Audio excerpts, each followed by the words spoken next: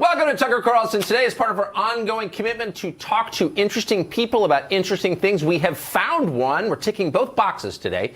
David Arsani is a senior writer at National Review. He's written a super interesting new book whose title tells almost all of it. We're going to hear the full extent today. The book is called Eurotrash, Why America Must Reject the Failed Ideas of a Dying Continent, that continent being Europe.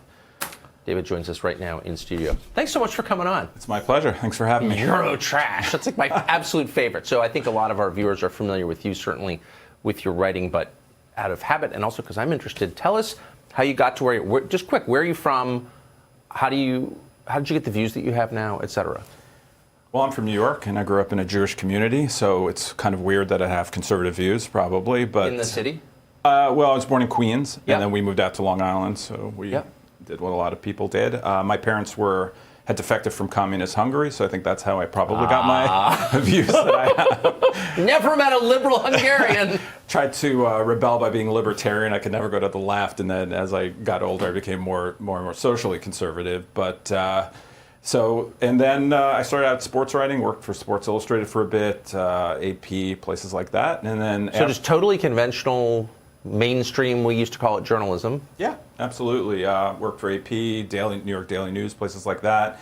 After 9/11, I got more interested in politics and started freelancing for a lot. Was your dad a newspaper guy? Or? No, chemist. And turned to the jewelry trade as he came here, as many Jewish folks did. And he, because, chemistry in communist Hungary wasn't up to snuff here, you know what I mean? So he changed careers. And then I just took the conventional route in mainstream journalism, got sort of bored with sports, and decided to write more about culture and politics, and one thing led to another, and I worked at the Denver Post for a long time as a columnist there. And then when the newspaper industry went belly up, basically, I came out to D.C. When did you get there to D.C.? 2010, I think. So a while ago. Yeah, a decade, yeah. And I worked at Human Events. I was editor there. It was a newspaper that used to be in D.C., that had actually quite an interesting, I think, history. And I helped start The Federalist with Molly Hemingway, Ben Dominic, and Sean Davis. And then I went to... Which, against all odds, has been, I think, a success.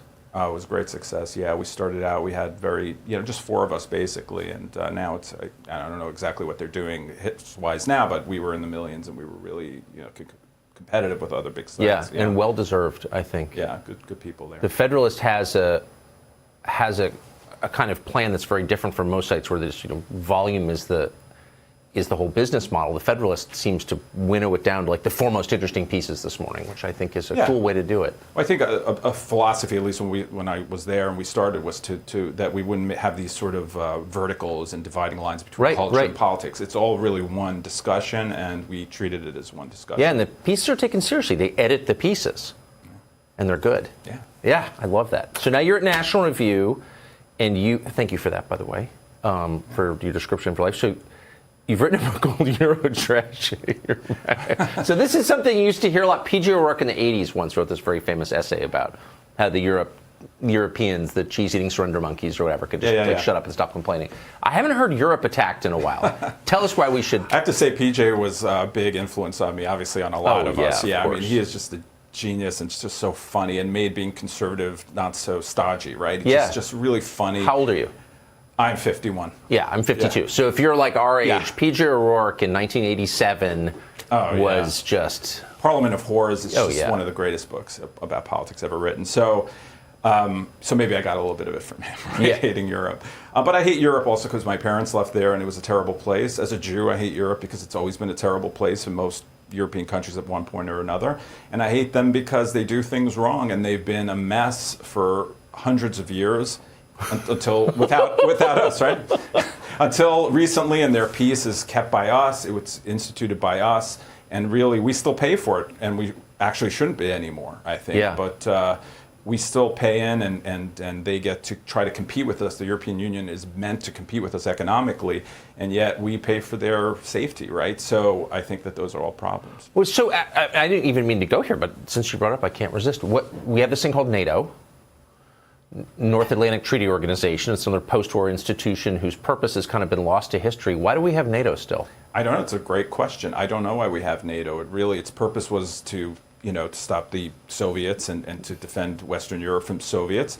But now we have Germany giving up on nuclear energy and building pipelines to Russia. So why on earth would we pay for Germany's protection? It makes no sense to me. When Donald Trump bought up these cheapskates in Germany weren't paying their way, everyone got really upset about that. But even Barack Obama complained about that. It is a Cold War relic, I think, NATO.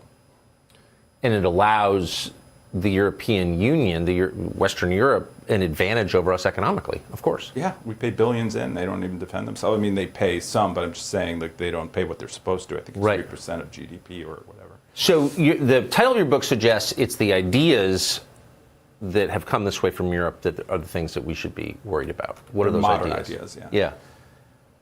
Just giant bureaucracies overseeing everything we do. Before we even talk about policy, I just want to say this about culture as well. I think that Americans are risk takers in general. It's embedded in our culture from the very beginning, whereas Europeans are not. So it's not as if we were like Europe, we'd be unfree completely, or it would be like Nazi Germany or something. We'd be an insipid place of docile people who just listen to the government all the time.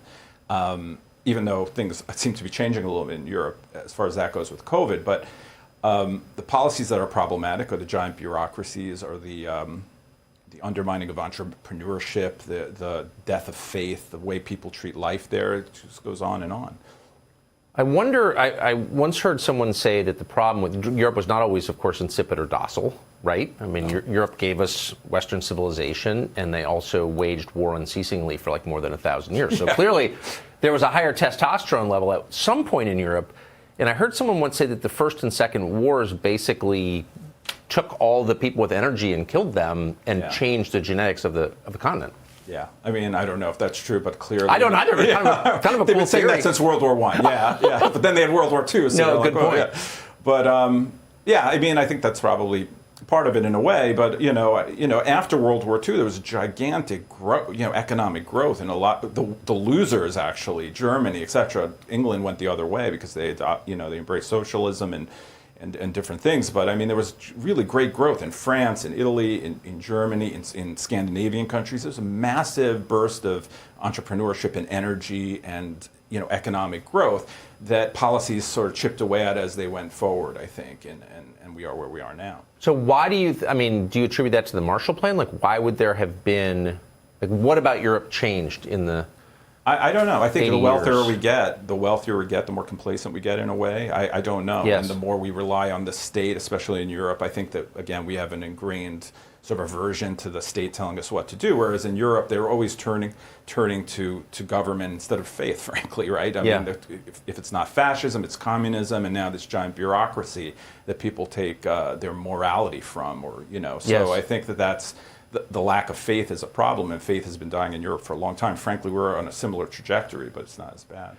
It's interesting, though, because, I mean, Europe was a Christian continent. The governments were theocratic, effectively, for more than 1,000 years, and now it's the most faithless continent of the seven. So, what happened? Well, someone brought up something interesting recently that I haven't thought about in the book, frankly, but it's that we have actually competition in religion as well here. Churches, every community has a bunch of churches that want parishioners, that have fight over ideas, that give people different reasons to come to their churches. Whereas in Europe, you have these one churches. In Sweden, until recently, I believe that the state funded the church there. I think they still do, Or they may still do. So there's not that competition of faith either, and I think that matters here. There are other reasons for it. I think in the United States, because we were so spread out, it was very hard to have centralized religion. So you have these other sorts of religions that are decentralized, right, where it's much more community-oriented, where people of the local community help the church, survive and help, and then thus the church gives back, helps the poor, things like that. It's much more localized. Interesting. So you make the case pretty effectively that Europe is essentially kind of repulsive, but it's also the #1 destination spot for Americans on vacation. So why do Americans seem to like it? Well, it's like saying going to the beach in the Dominican Republic's pretty nice, right? But you wouldn't want to live there, right? Good point. Yeah, I mean, so going to Paris, it's beautiful, right? No one's denying it. We have thousands of years of history in Europe. There's an immense culture there, and it's quite interesting to go to. But if you go an hour outside of Paris, you're going to find ghettos sometimes of people, of immigrants who have not assimilated generationally, high unemployment, criminality. So the Europe that tourists see, and there are nice things to see, of course, is not the Europe that most Europeans live in. So, I mean, if Europe is that bad, Europeans would be leaving and coming here. There's 3 times as many Europeans come here. That was a setup. Yeah, thank you. Yeah, I mean, and don't get me wrong, Europe's still a great place compared to many other places on Earth. It's not as if they're poor there. They're, we're a lot richer than them, but they are wealthy as well. It's just that I think my book is more about, and that's why I say it's a dying continent. They're actually dying. They're really old, right? Germany's the second oldest industrialized nation, I think, after Japan. They're not having kids. There's no energy there. When you look at, everyone's down on tech companies. When you look at the top 30 tech companies, only 1 is European. That just means that they don't have the entrepreneurship. They don't have the ideas. There's not the energy that you have here. And incidentally, a lot of the people who come here are people who have great ideas who can't really, when they don't come to fruition there's much more meritocracy here. I'm not saying that it's perfect here. Don't get me wrong. I'm just saying that you have a lot better chance to achieve something here than you do in Europe when it comes to that sort of thing. It's interesting that Germany and Japan have the lowest birth rates in the world, the 2 losing nations in the war. Is there a connection there? Is there something about, failure, subjugation, defeat, getting bombed with atomic weapons that makes you not want to reproduce? I don't know. I think we're too far removed from that, perhaps, for that to be the case. I think it's more of a lack of religious people have more kids. The less faith you have, the fewer children you have. I mean, that's everywhere here, too, in the United States. So I think it's more just complacency that goes with that. But also, as richer we get, the less, children we have. It just is how it is. I don't know I don't know. Maybe it's selfishness. I don't know. Maybe religion makes you think, and I'm an atheist. I'm just saying that I think that religion makes you believe that things are bigger than yourself.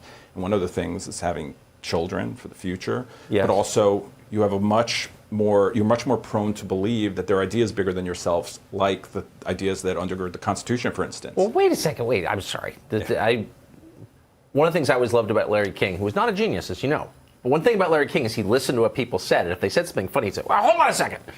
So you were just saying that you think that one of the core problems that Europe has is its lack of religious faith in contrast to the United States, and then you throw up, as an atheist.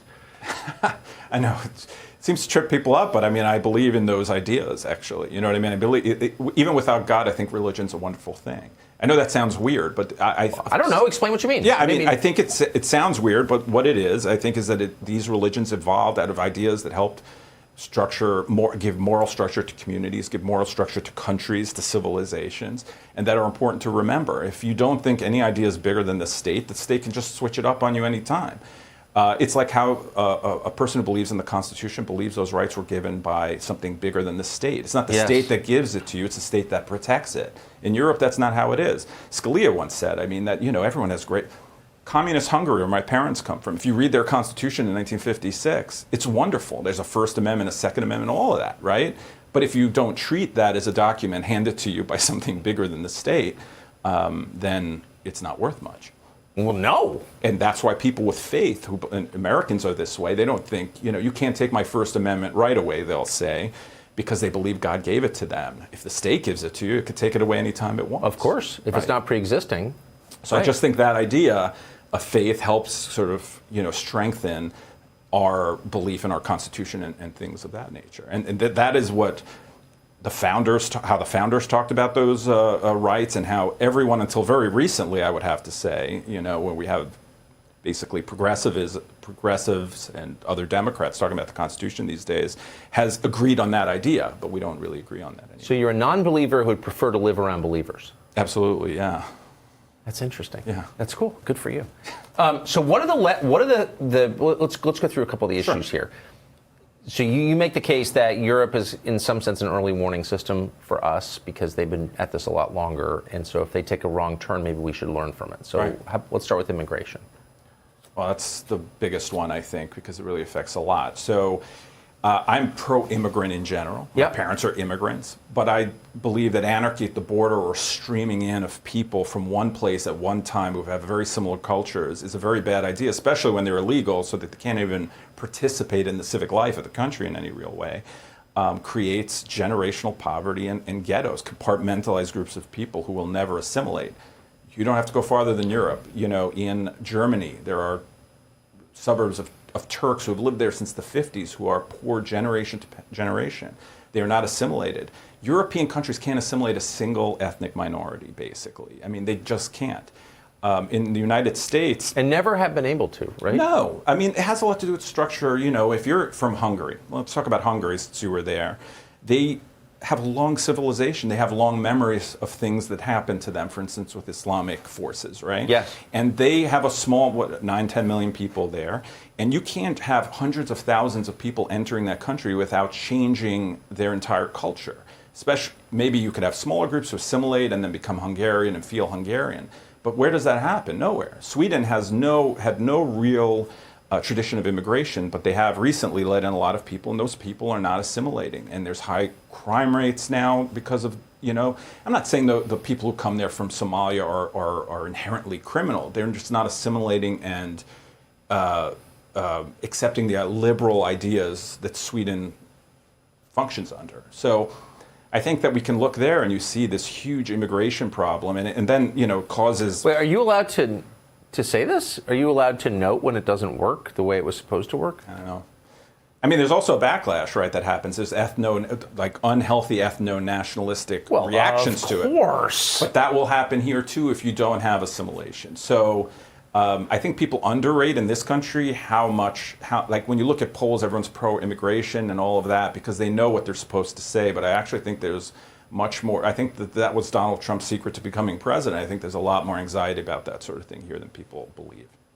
Well, yeah, especially in the way that they're doing it. I mean, you can't have anarchy, right? No, right. And that's what, and elucidate on this a little bit. I mean, that's what Europe did.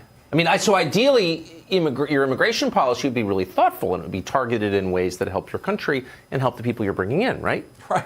So we need more. I mean, we've done this at various times. We need more scientists. Well, let's import some scientists, and when they come, we'll tell them what the rules are, and they can live under them if they want. Right. Well, I mean, that's sort of the opposite of what Europe did. Yeah. I mean, I'm not a huge fan of that sort of thing. I'm not saying we shouldn't do that. I'm saying we should give. I'm for giving people who don't have opportunities elsewhere to be scientists a shot here to do it. I mean, when you look at people, immigrants from India, for instance, they're incredibly successful here. But they come through the right channels and they become, you know, they do all the things they're supposed to.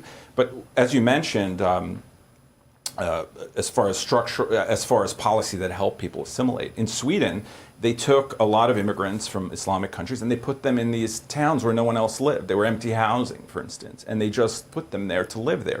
It's the worst way to do it. You're not assimilating with people. You hardly even have contact with Swedes, right? So that's just a small example of it. But it happens in France. I mean, it happens elsewhere, and then people, of course, don't lose those. If you don't accept the liberal values that you're supposed to be under, you look towards Sharia law, whatever it is, right? And you have no-go zones and things like that. America's secret isn't that we have diversity. Of course, we have diversity. Our secret is that everyone agrees on a set of rules of how to live together. If you don't agree on those rules, then you can't assimilate, and you have disasters. Nicely put. Is there, in point of fact, is there any country in Europe that has had a successful post-war immigration policy? I mean, I think England or Britain in general was the most successful in doing that sort of thing, but they fell into the trap. I mean, I think there's now pushback on that, but they fell into the same trap. I can't really think of any. I mean, the one minority group that existed in most European countries in the early 20th century were Jews, right? It did not gypsies, yeah. Yeah, and gypsies, right? In Hungary, for instance, there's a problem there, and in other countries. I just happen to know a little bit more about Hungary, but you know, those things never really worked out. So it's very difficult for them because it's different. The United States is built on the idea that you're going to have to live with different types of people, and European society is not built that way. Huh.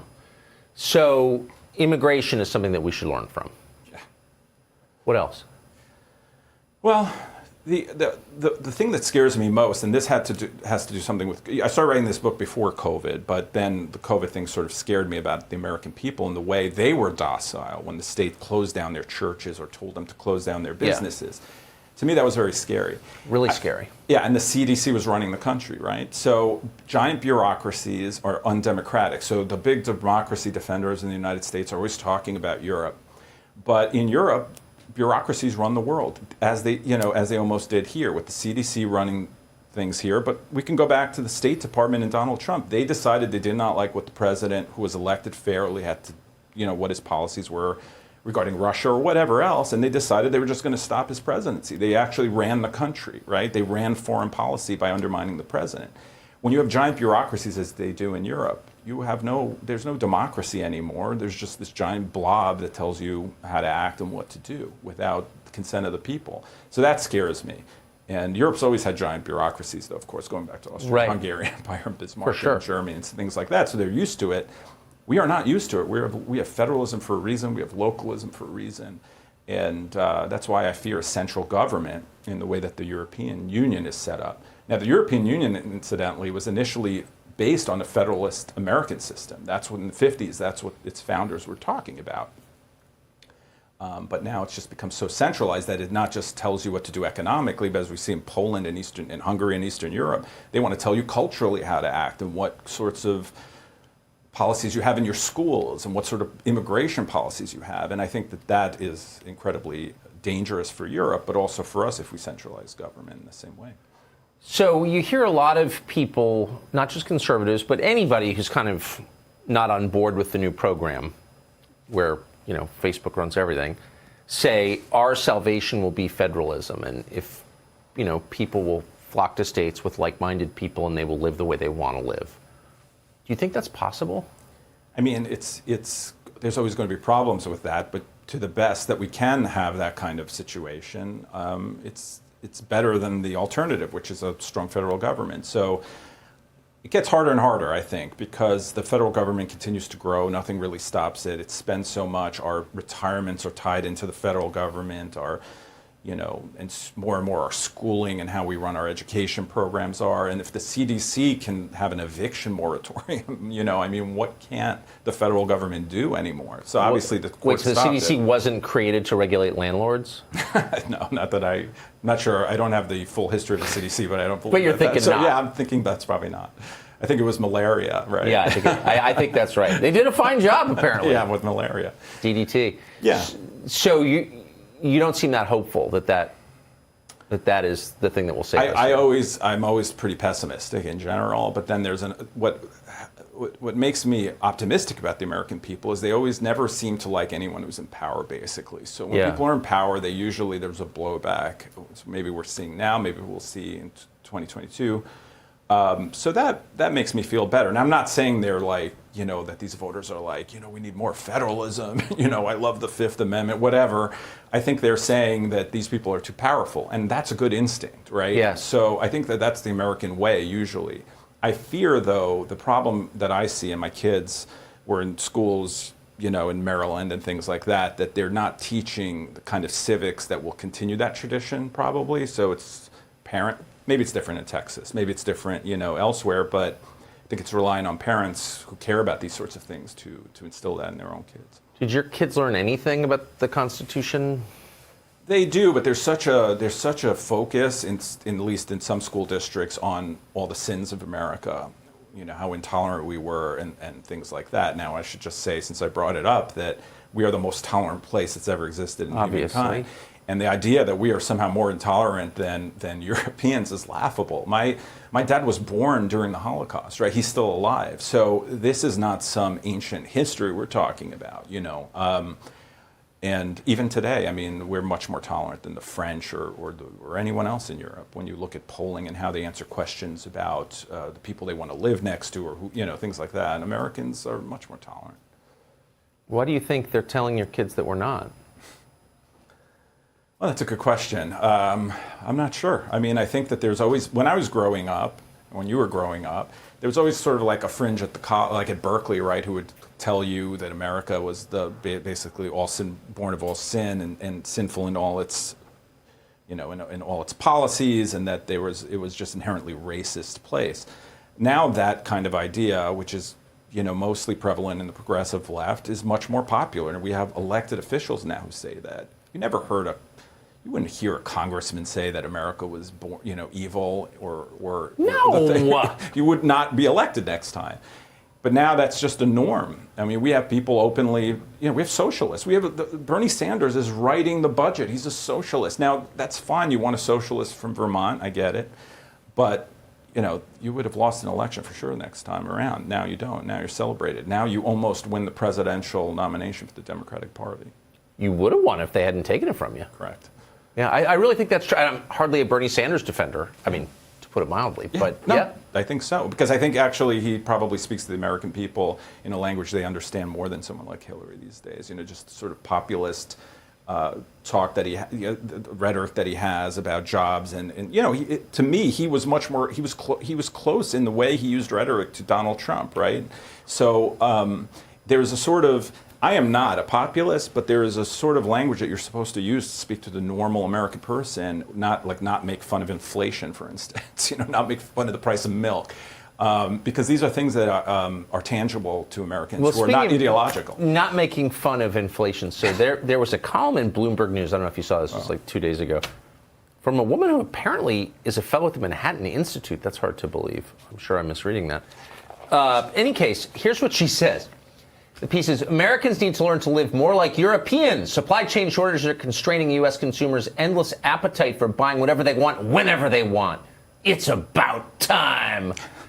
So inflation, the supply chain debacle, our total dependence on China for the daily stuff we need to live, all of this is good because it's punishing Americans for their immoral independence, greed.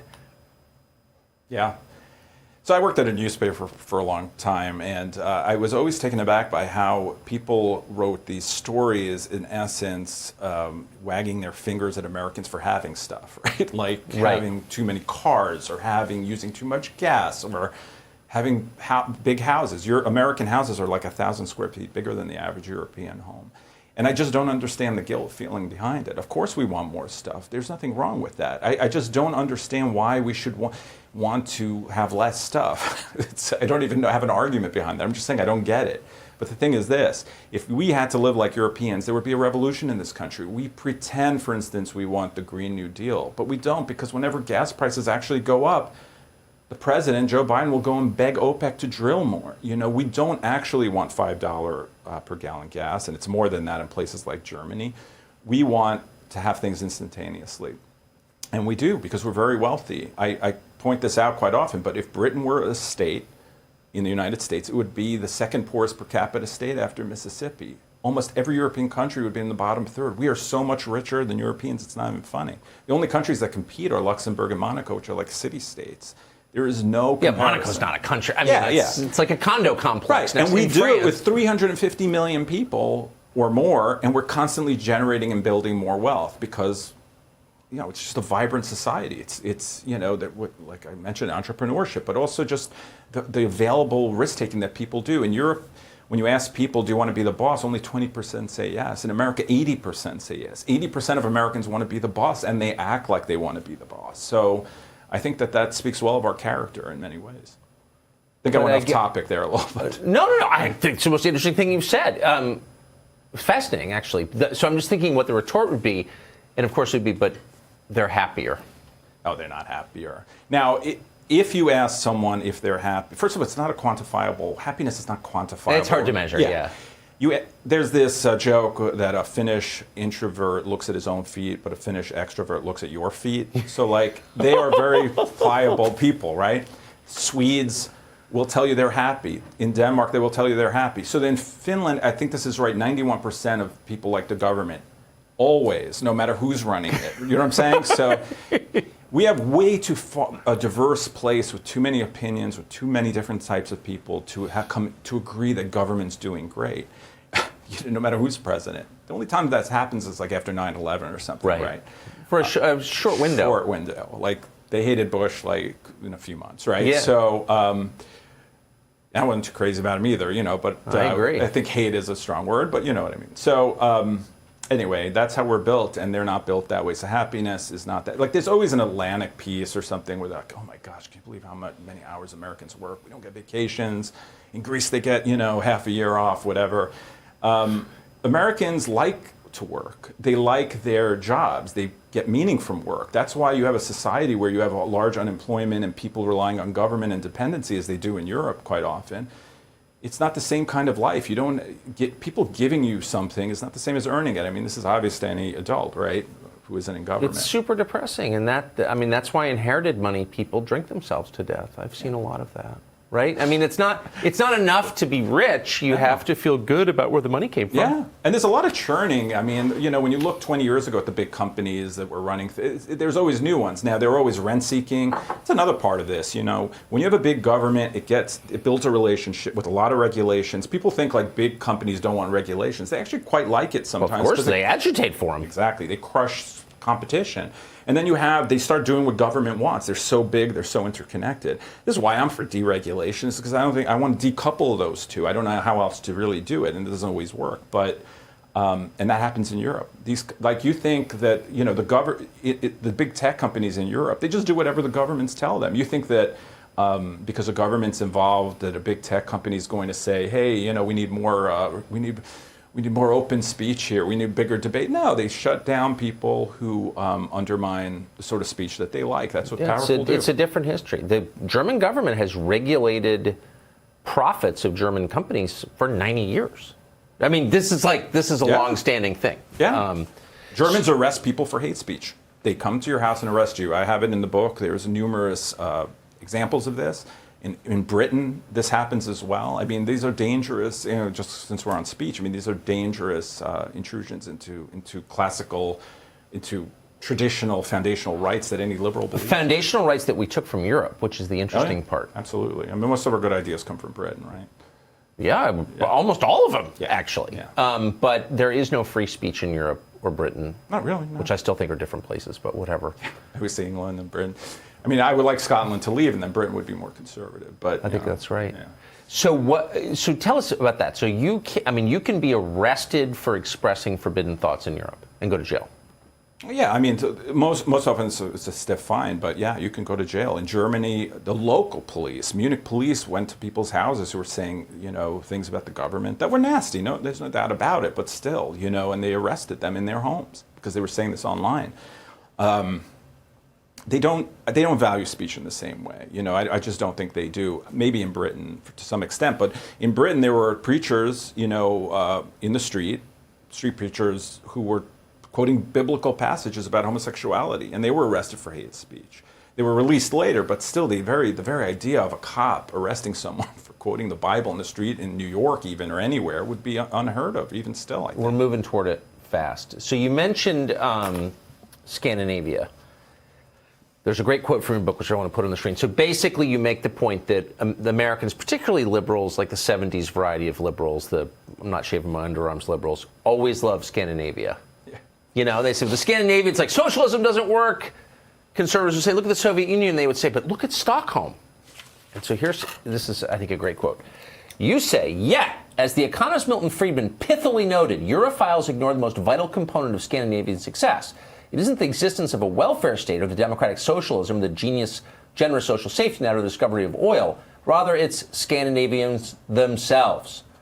We know this because the descendants of Scandinavians find similar success around the world. There's a question of fans of the Nordic system need to answer. Why do Scandinavians thrive more in the boisterous capitalism of the U.S. than they do under the Nordic model? What a great point.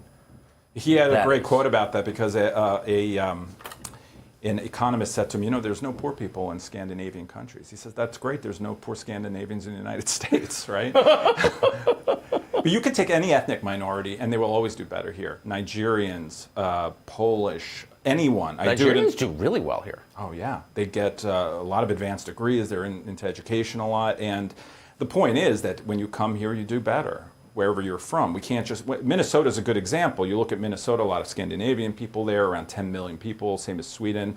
And I have one, I might get the statistics slightly off, but in all of Sweden, there are like 80 Somali... Is it Somali or Somalian? Somali-run business. Somali, yeah. And in Minneapolis itself, there are like 800. Meaning, there's just more opportunity for people. They do better here if they come here legally. Interesting. I got to ask you, this is a little bit off topic, but you've been writing recently about Biden and inflation. Yeah. So, inflation has played a huge role in the modern history of Europe, as you know, a really bad and sad history, pivotal history, actually. Yeah. I mean, if this was Trump era, we'd be talking about Weimar Republic stuff, right? If the media would be saying this. Yeah, which is not a joke. Yeah, it's not a joke. You hollow out a society. You don't know what's going to replace the existing systems. Yeah. Right? That's the lesson. But it's traumatic, yeah. I think that's right. Uh-huh. So, simple question. Do you think that what we're seeing now is actual inflation, and do you think it's a result of government policy, or is it just God wreaking vengeance on America? Well, it's government policy because they shut down the entire economy for a year. Part of it, of course, is just people saved a lot of money and they want to spend it. I don't blame Biden personally for that, but I think that was a needless thing to do that probably changed everything for us moving forward as far as politics goes.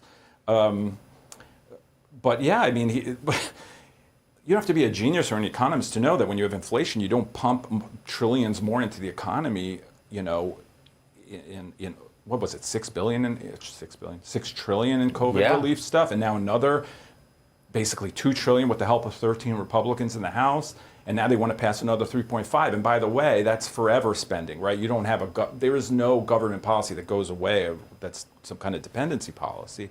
So of course, I think that's probably, obviously that hasn't happened, that last one yet, but of course that's part of it. I don't know what you mean by real. I mean, I hope that this is just transitory. Yeah. In the cosmic sense, everything is just temporary, though, right? No, so it could go on point. for years, right? And I think that this is the most important topic. I know everyone talks about education, a really big topic for me as well in Virginia, the Virginia race. But I think inflation is something people feel in a way that is not. We have ideological arguments, we have partisan arguments, right. But inflation is something that I know everyone I speak to feels. Now, maybe they don't pinpoint exactly where it's happening, but they know it's happening. And once interest rates go up and people have to start dealing with that, I think it's going to be traumatic, yeah.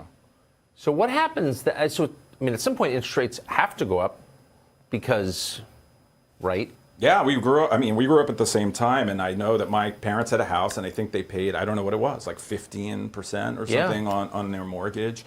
Can you imagine that? What is it now, at 3 or 4%? That would be just traumatic, and they have to do it. That's the only that's how they fixed the 70s inflation, I think, right? So what happens to the country when that crunch comes? I don't know. Not good things. I mean, I think you're going to have a lot of upheaval. Hopefully, the Fed can do it in a way that won't be as traumatic, but I just don't see how that can happen, right? So I think that, I'm not an economist, so I don't like to, not that economists ever get it right? Apparently they don't. Their predictions are terrible. What we're seeing now is the product of economic modeling by the smartest people in the world. Yeah. I've been writing about this for like a decade. I mean, they're always wrong, and we continue going back to Mark Zandi or whoever, right, to tell us what's going to happen. They're never right. Even they're never right. They didn't see the last recession coming. They didn't see what's happening now coming. We were told, Joe Biden said, no serious economist says we're going to have long-term inflation, right? I mean, he said this a couple of months ago. And then Larry Summers, bless his heart, comes out, who at least is smart. I will say, Larry Summers is overbearing and kind of unbearable, but he's undeniably smart. And he comes out and says, whoa, wait a second, like the spending is going to result in real inflation. And the White House says, he's wrong. Yeah, I mean, so, yeah, it's funny because when I see him on Twitter, people call him like a neoliberal or conservative. All of a sudden, he's this right-winger. Larry Summers? Yeah, it's been around forever. But, yeah, I mean, again, I don't like to make predictions, but I'm worried big time about... Maybe because I was a kid in the 70s, right? And I remember that I didn't know what it really was, but everyone was always talking about inflation and stagflation. This mattered. That's why I think older voters are more, worried about this. First of all, it is wealth destruction for anyone who saved money. So you're saving money and there's inflation, and it just ruins your life when you're older, right? So when you're retired or something. That is, and what the left's just going to say, we need to spend more money to help these people, right? And then it just becomes this really big problem. Then we have, I think a lot more debt than we need in this country, and at some point that has to come to a head as well. So it seems to me you can only afford the silly kind of politics that we have now if you're really rich. Yeah. Well, you're going to get a tax break if the Democrats get their way, right? So, but if all of a sudden people wake up and they realize we're actually not that rich and we're getting poorer, and maybe we will wind up with the same living standards as, say, France. You said a minute ago we'd have a revolution if that happened. Like, what is going to happen? I don't know. I mean, I don't think that it's difficult to make that kind of turn. I mean, drive around the United States and I see people just building and building. You know, I mean, I hope that nothing terrible happens. I mean, those houses could be empty, and that would be terrible. But you know, I guess I just because I don't make predictions, I have to be somewhat positive that we're going to come to our senses in some way, and you will see a new government. This is why I'm a big fan of gridlock. I have to just throw this in there. You know, I like when nothing happens. This is my main objective, because even when Republicans are in charge, I'm for stasis. Yeah, they do stupid things, right? Or they help pass a ridiculous bill. Not that I'm against infrastructure. I'm not even really against that bill so much. But it's clearly tied to another bill that is huge. So they're just helping ease the way for more and more spending that doesn't make sense. So I don't know. I don't know what the future holds, I won't say. But if we head in this direction with high inflation that doesn't go anywhere, and does it look like it's going anywhere? I mean, we're going to be into 2022 for sure with this, right? People are going to suffer and people are going to get mad. And I just hope there's no big sort of longer economic shock that goes along with that, like a recession or something. What happens to the Republican Party? So the Republican Party takes over, wins back the Congress. It does stupid things, yeah. Yeah, so what, I mean... Well, if they win back, nothing... Well, listen, if they win the Senate, that's great in my opinion, because then we have, you know, judges. We have different sorts of judges that are stopped, right? If the House wins, then nothing goes through, but nothing's really going through right now. I get nervous because when Obama had this happen to him, he just decided that he could use the executive branch to do whatever he wanted.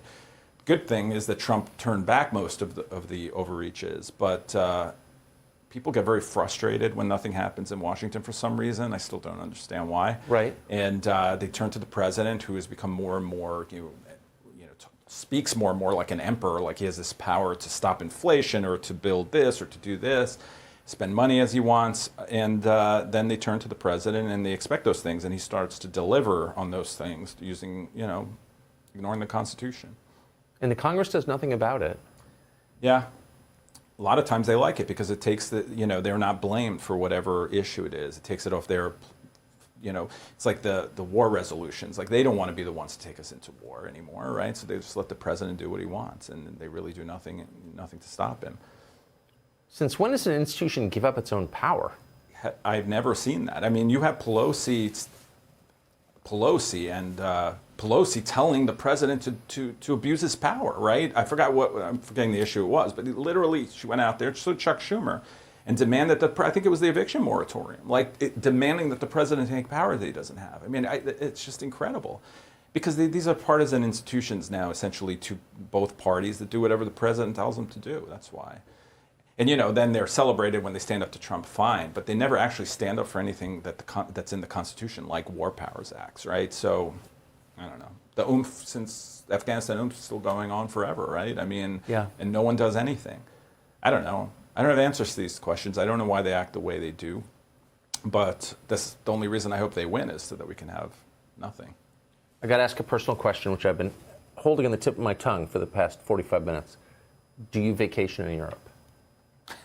Been there many times. I went back to Hungary because, I have family connections and stuff like that. But if we can vacation, we mostly vacation in the United States. What's your favorite place in Europe? I have to say Budapest. Yeah. It's a incredibly underrated city. Oh. Quite beautiful. I took a boat from Vienna to Budapest, and the first time I went back to Hungary. My parents couldn't go there when I was young because it was still communist. And when I first saw it, I'm like, I can't believe how beautiful this is. And the guy next to me said that the less consequential the country, the bigger the parliament. So it's really beautiful. It is enormous. Yeah. But it's just a beautiful country. Czech Republic, Prague is beautiful too. These are wonderful places. I love Europe, right? I love the history of Europe. And Would things you like count that. Switzerland? Now we're getting so far afield, we've lost all viewers. But I have to ask. Switzerland's the best European country. Well, obviously. But is it really a European country? They won't join any of their clubs. I guess what I'm asking is, does Switzerland apply to all of this? No, not really. Switzerland hardly ever comes up in my book. I mean, they do most things great. Also, because they're made up of all these different groups, they actually assimilate okay. I mean, lately not as great, but better than most. Also, everyone has guns. It's just a great place. And the thing about Switzerland is they actually do kind of secretly hate each other. Like the Germans really don't like the French. And God knows what the Italians or the Latin speakers, there's still Latin speakers in Switzerland. There's nothing wrong with hating other people in that way. Yeah. I grew up, there were only Italians, Jews, and Irish, right? And they didn't like each other, but they all lived together. They went to the same schools. They married each other. They started businesses together, right? But they really didn't love each other as groups. But now people, if I made an Irish joke, people would say, oh, that's bigoted. Maybe they wouldn't, whatever. But they lump this in with like racism or, systemic racism. It's not the same thing.